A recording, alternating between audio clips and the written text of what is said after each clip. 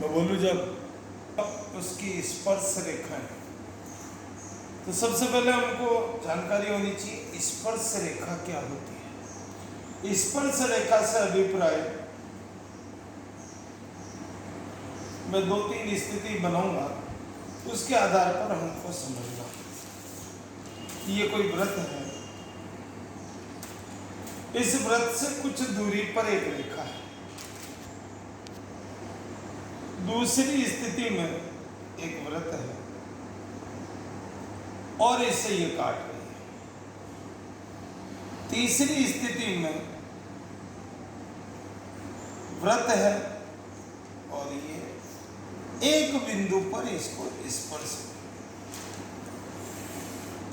पहले चित्र में जो स्थिति हमको स्पष्ट हो रही है, एक व्रत और रेखा है, दोनों अपनी अपनी स्थिति में है, दोनों में कोई संबंध नहीं है। व्रत से कुछ दूरी पर यह रेखा स्थित है, जबकि दूसरे चित्र में व्रत है जिसे एक रेखा 2 बिंदुओं पर काट रही है।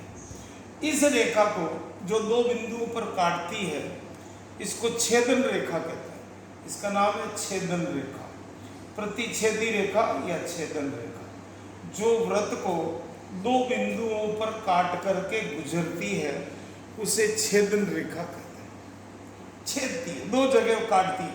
मान लीजिए एक व्रत नींबू है और इसमें से एक तार निकाला जो आर पार निकल गया, तो वो 2 बिंदुओं को काटता हुआ निकलेगा, तो इस स्थिति में ये छेदन रेखा कहलाती है।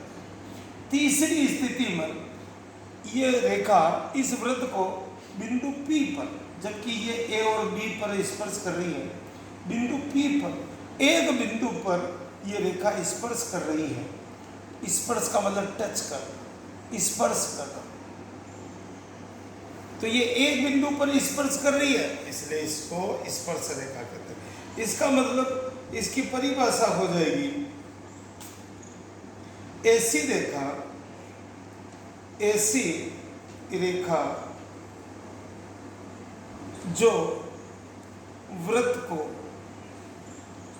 एक बिंदु पर स्पर्श करे, एक बिंदु पर स्पर्श करे,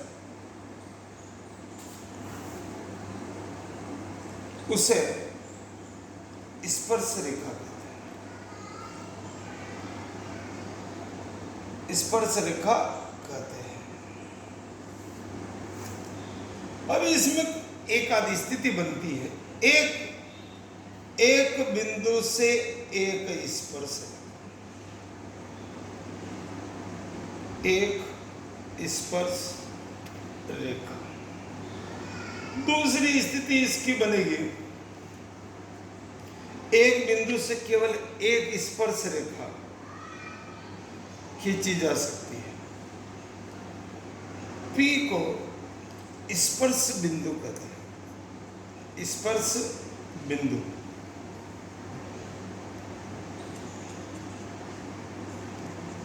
इसमें सबसे मुख्य बात है, व्रत पर अनेक स्पर्श रेखा खींची जा सकती है, लेकिन एक बिंदु से एक ही स्पर्श रेखा खींची जा सकती है।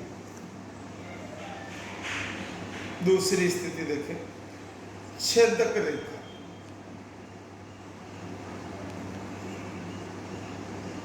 यह प्रतिच्छेदी रेखा, यह दूसरा वाला चित्र है। ऐसी रेखा, ऐसी रेखा जो व्रत को 2 बिंदुओं पर काटती हो या प्रतिच्छेद करती हो,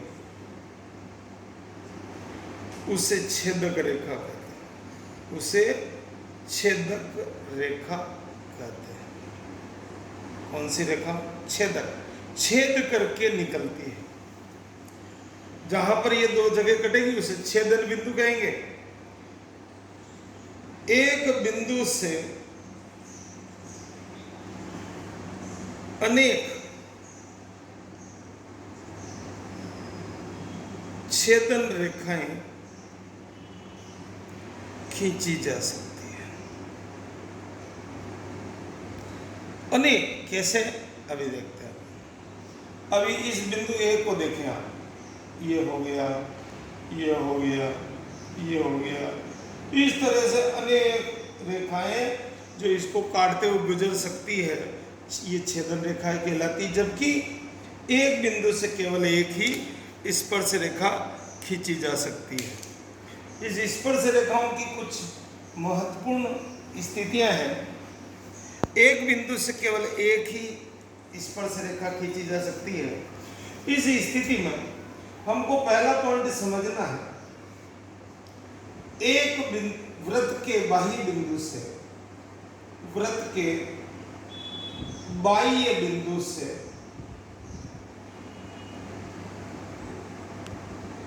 दो स्पर्श रेखाएं, दो स्पर्श रेखाएं खींची जाती है, खींची जाती है, जिनकी लंबाई समान है। इस प्रश्नावली में सबसे महत्वपूर्ण लाइन है, ये प्रमेय भी है और ये बहुत महत्वपूर्ण है, इसका अभिप्राय समझेंगे। वृत्त के बाह्य बिंदु से दो स्पर्श रेखा, मान लीजिए ये कोई बिंदु P है और इससे कुछ दूरी पर कोई वृत्त है, ये इसका केंद्र है, ये बिंदु P है। इस P से दो स्पर्श रेखाएं इस प्रकार खींची जा सकती है। ये A पर प्रतिच्छेद कर रही है, स्पर्श कर रही है, और ये B पर कर रही है। बिंदु P से केवल दो स्पर्श रेखाएं खींची जा सकती है और जिनकी लंबाई बराबर होती है। ये बहुत सी बार प्रमेय के रूप में भी आता है, कुछ प्रश्न भी आते हैं। दूसरी भाषा आपको समझनी है, स्पर्श रेखा त्रिज्या पर लंब होती है। दूसरी महत्वपूर्ण भाषा है, ये स्पर्श रेखा है, ये त्रिज्या है, ये आपस में 90 डिग्री का कोण है। अलग अलग स्थितियाँ हो सकती हैं। स्पर्श रेखा कभी इस प्रकार होगी, कभी ऐसे होगी। अलग अलग स्थितियों में स्पर्श रेखा की स्थिति बदल सकती है, लेकिन एक बिंदु पर एक ही स्पर्श रेखा खींची जा सकती है। दूसरा महत्वपूर्ण बिंदु है, स्पर्श रेखा त्रिज्या पर लंब, त्रिज्या पर लंब या लंब, ये लंब से अभिप्राय 90 डिग्री। स्पर्श रेखा त्रिज्या पर लंब या त्रिज्या स्पर्श रेखा पर लंब, दोनों स्थितियां एक ही है। दोनों आप समझ सकते हैं, या तो त्रिज्या लंब होगी या स्पर्श रेखा लंब होगी। एक बिंदु से केवल एक ही स्पर्श रेखा, दो बिंदु से दो स्पर्श रेखा खींच सकते हैं, लेकिन अगर वृत्त के बाहर कोई बिंदु है तो उससे हम केवल दो स्पर्श रेखाएं खींच सकते हैं। इन दोनों मुख्य बिंदुओं के ऊपर ये प्रश्नावली आधारित है। पहला पॉइंट आपको याद होना चाहिए, दूसरा याद होना चाहिए। दोनों याद होने के बाद आपकी बहुत सारी स्थितियां स्पष्ट हो जाएगी।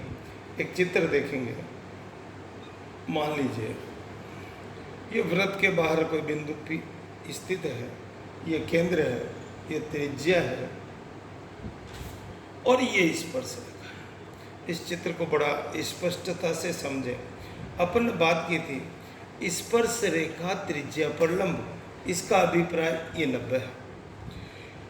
हमको पता है कि त्रिभुज में या समकोण त्रिभुज में सबसे बड़ी भुजा कर्ण होती है।